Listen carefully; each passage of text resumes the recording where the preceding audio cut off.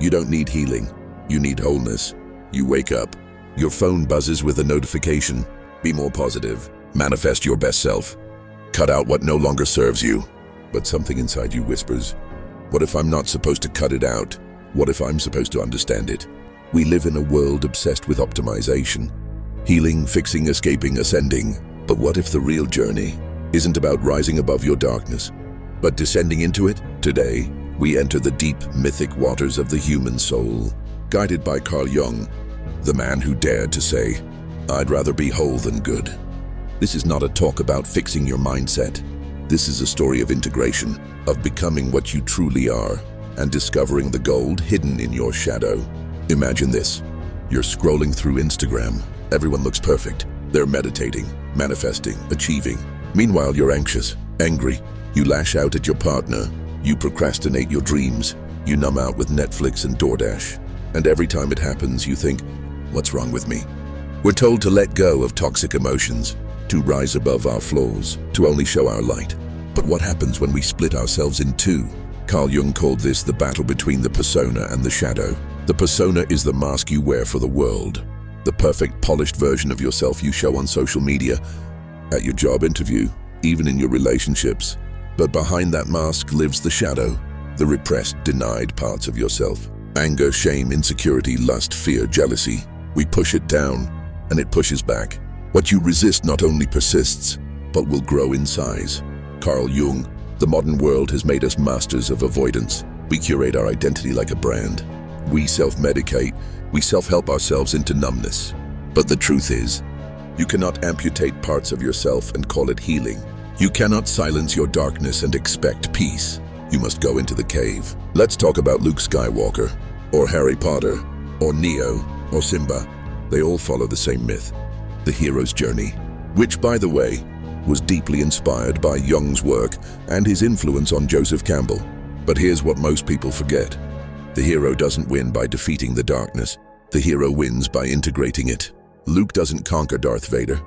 He accepts him, sees the humanity inside the mask, and in doing so accepts the darkness inside himself. Harry wins not by destroying Voldemort's shadow, but by choosing love despite it and acknowledging his own link to darkness. The hero's journey isn't about becoming a shining beacon of light.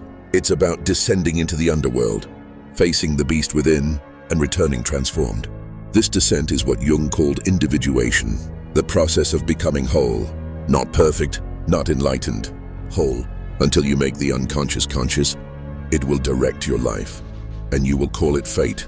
Jung, let me introduce you to your shadow. It's not a villain. It's a wounded child, a feral animal, a repressed genius, a forgotten warrior, part of you exiled long ago. Think of the class clown who grew up in a household where no one listened, so he learned to speak through laughter. Or the perfectionist girl whose inner chaos was so strong, the only way to survive was to become flawless. Or the angry man who never learned to cry, so his sadness came out as rage. These aren't broken people. These are fragmented people, and that fragmentation becomes armor until it becomes a prison. Jung believed the path to healing was not getting rid of the shadow, but befriending it. How? Start by observing your triggers. What makes you overreact? What traits in others do you hate? That's your projection. What's the one thing you never want anyone to know about you? That's your shadow.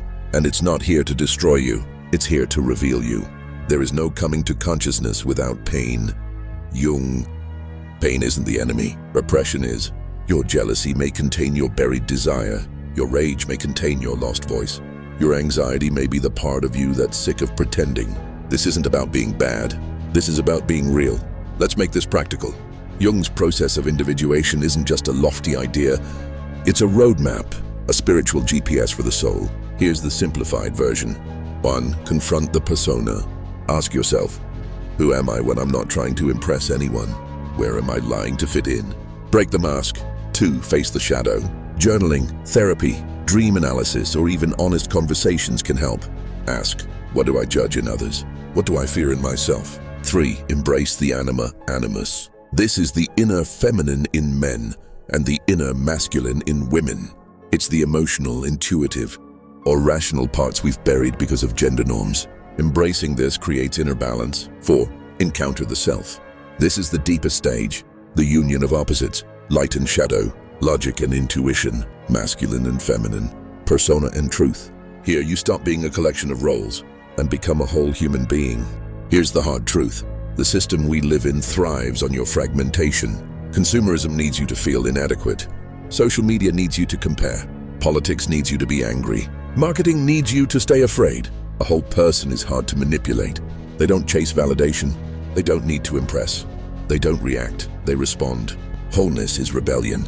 Wholeness says, I accept my darkness. I reclaim my wounds. I own my desires. I forgive my failures, because I am not a brand. I am not a mask. I am not a work in progress. I'm a human soul, with depth, with complexity, with light and shadow. If you remember one thing from this video, let it be this. You are not here to be perfect. You are here to be whole. Stop chasing healing like it's a finish line. Stop cutting away your flaws like you're editing a resume. Go into the cave, face the dragon, and find that the dragon was guarding your treasure all along. Carl Jung once said, the privilege of a lifetime is to become who you truly are. That's not easy. It's messy, it's painful, but it's real. So the next time your shadow rises, when you feel that shame, that rage, that ache, don't run. Listen, welcome it. Ask it what it wants to teach you. Because wholeness doesn't mean you've healed everything.